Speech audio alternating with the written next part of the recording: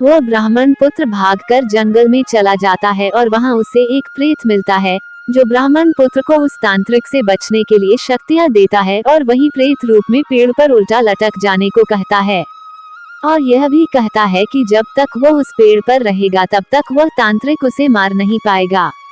वही ब्राह्मण पुत्र बेताल होता है।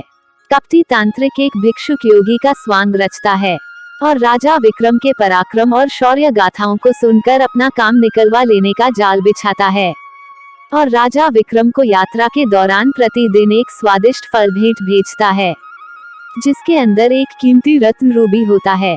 इस भेद का पता लगाने राजा विक्रम उस भिक्षुक की खोज करते हैं।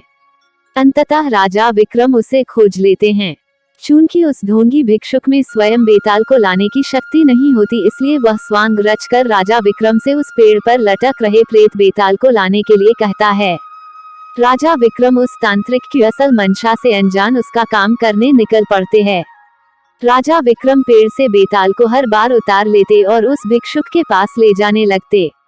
रास्ता लंबा होने की वजह से हर बार बेताल कहानी सुनाने लगता और यह शर्त रखता है कि कहानी सुनने के बाद यदि राजा विक्रम ने उसके प्रश्न का सार्थक उत्तर ना दिया तो वह राजा विक्रम को मार देगा और अगर राजा विक्रम ने जवाब देने के लिए मुंह खोला तो वह रूठकर फिर से अपने पेड़ पर जाकर उल्टा लटक जाएगा।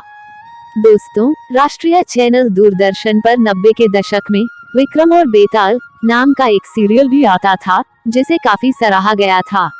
आज हम इस लेख के द्वारा विक्रम और बेताल के किस्सों से जुड़ी 2 रोचक कहानियां प्रस्तुत कर रहे हैं।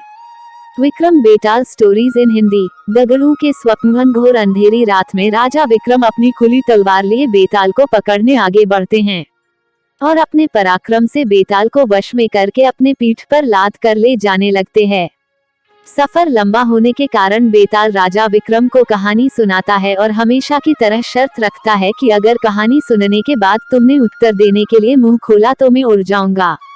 बेताल कहानी सुनाना शुरू करता है। चंदनपुर गांव में एक वृद्ध स्त्री रहती थी। उसका एक बेटा था जिसका नाम दगड़ू था।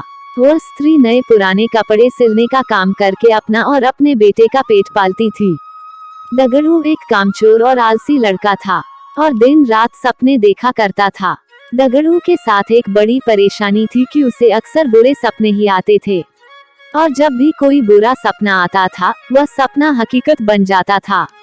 एक दिन दगड़ू को सपना आता है कि कुछ लोग नव विवाहित दंपति और बारात को लूट रहे हैं और उनसे मारपीट भी कर रहे हैं।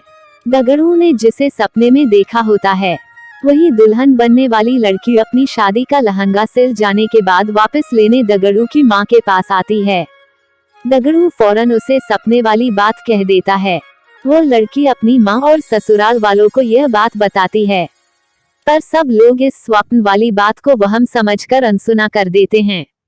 शादी के बाद जब वर वधू बारात के साथ जा रहे होते हैं तब सपने वाला वाकया सच में घटित हो जाता है और इस पूरी घटना में दगड़ू पर आरोप लगते हैं कि वही लुटेरों से मिला होगा, वरना उसे कैसे पता चल सकता है कि ऐसा ही होगा।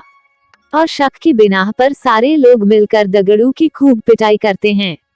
इस घटना के कुछ दिनों बाद एक रात दगड़ू को सपना आता है कि मोहल्ले में रह रही चौधरान का नया मकान गृह प्रवेश के दिन जलकर खाक हो जाता है।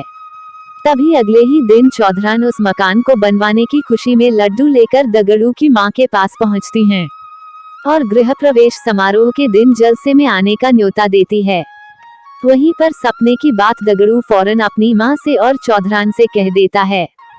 चौधरान गुस्से से लाल पीली हो जाती है और उल्टा दगड़ू की मां को ही कहने लगती हैं कि तुम्हारा बेटा ही काली जुबान वाला है और उसके बोलने से ही सबके साथ अनर्थ हो जाता है।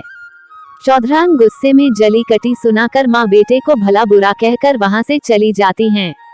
गृह प्रवेश समारोह के दौरान कोई घटना ना हो इसके लिए पक्के इंतजाम किए जाते हैं, पर फिर भी किसी ना किसी तरह आग की चिंगारी चौधरान के भव्य मकान के पर्दों में लग जाती है और देखते देखते रौद्र रूप धारण करके पूरा मकान जलाकर खाक कर देती है। चूंकि